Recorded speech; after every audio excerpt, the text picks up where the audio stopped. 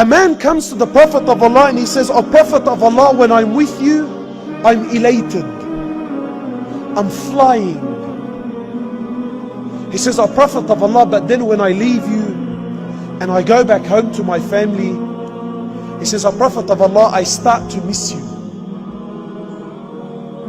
He says, "O Prophet of Allah, I start to miss you. My heart yearns to see you."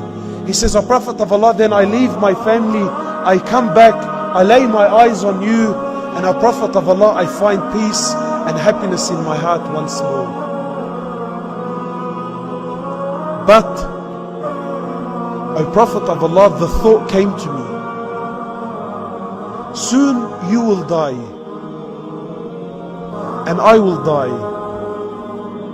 O Prophet of Allah, you will be in paradise up there with the prophets, and I, if I entered paradise, I will be down there, yani in the lower levels."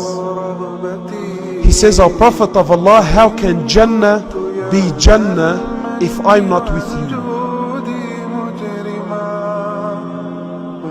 For one of the very few times the Prophet of Allah was speechless.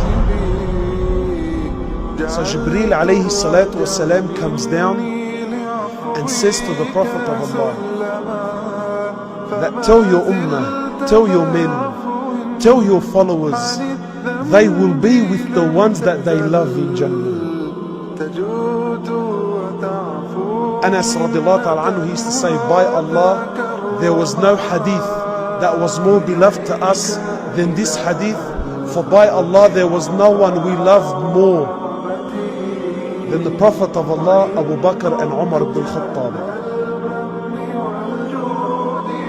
This was Jannah for your companions.